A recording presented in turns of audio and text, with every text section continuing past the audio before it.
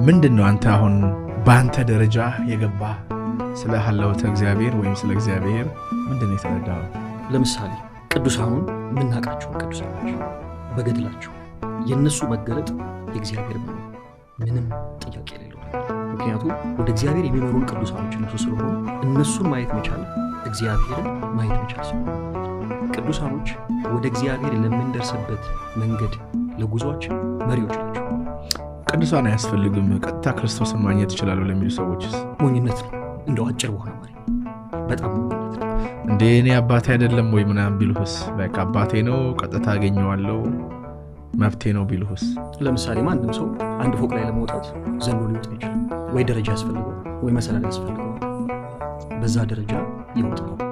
ለምሳሌ እንደው አጭር ነገር ልንገርህ። ቅዱስ ጳውሎስ ምንድን ነው ያለው? እኔ ክርስቶስን እንደምሰሉ እናንተ ደግሞ እኔን ምሰሉ። ለምን ክርስቶስን ምሰሉ? ስለዚህ ፍኖት ያስፈልጋል።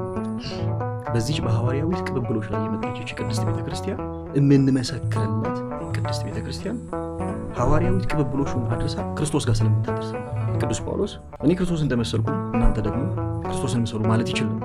ግን እውነተኛውን ትምህርት የያዘችው ቅድስት ቤተክርስቲያን ደግሞ በቤተክርስቲያናችን የቀኖናና የዶግማ እንትኖች አሉ፣ መጽሐፍቶች አሉ። እነዛ መጽሐፍቶች ከሚሰፈሩበትና ከሚመዘኑበት ነገር አንዱ ያንን መጽሐፍ የጻፈው ሰው ያየው ሰው ነው፣ የሰማ ሰው ነው። ሐዋርያትን መጽሐፍ ቅዱስ ወንጌል ዶግማ አድርገን የምንቀበልበት ሐዋርያት በዓይናቸው አይተው በጆሮአቸው ሰምተው ስለ ክርስቶስ ስለጻፉልን። ስለዚህ የእነሱ ትምህርት እውነተኛ ትምህርት ነው ማለት ነው። እነሱን ስንይዝ እነሱ ደግሞ ወደ ክርስቶስ ይመሩናል ማለት ነው። ለምሳሌ በማቴዎስ ወንጌል ላይ አንድ የተጻፈ ነገር አለ።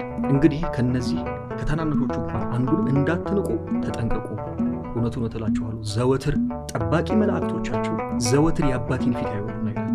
ምን ማለት ነው? ጥሩ ጥያቄ ነው።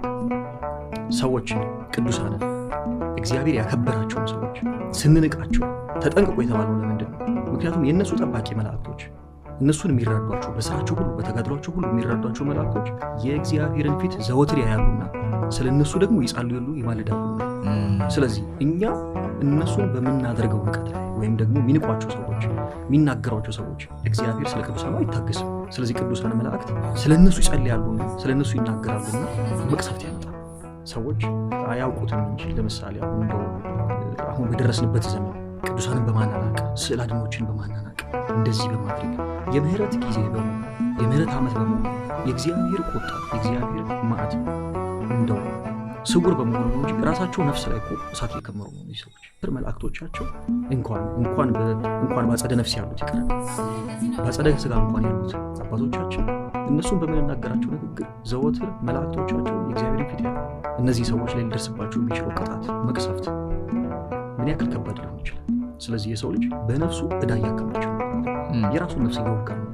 ይሄ ቀላል አይደለም። በእኔ ህይወት ውስጥ ደግሞ እንደው ተናግሬ ልጨርሰው የማልችለው በጣም ብዙ በረከት ትዳሬ፣ ህይወቴ፣ አገልግሎቴ፣ መንገዶቼ ሁሉ የሰመሩት ከእግዚአብሔር ጋር በመጣበቄ በተለይ ደግሞ ከልጅነት ጀምሮ አገለግለው የኖርኩት ቅዱስ ሚካኤል በቤቱ በልጅነት በአውደ ምሕረት በዝማሬ እንደዚህ እያልኩ ድክ እያልኩኝ መንፈሳዊ ህይወትን በምንለማመድበት ጊዜ ይዞኝ በጽድቅ መንገድ የተጓዘ ኃያል የሆነ እግዚአብሔር መልአክ ቅዱስ ሚካኤል ቅድስት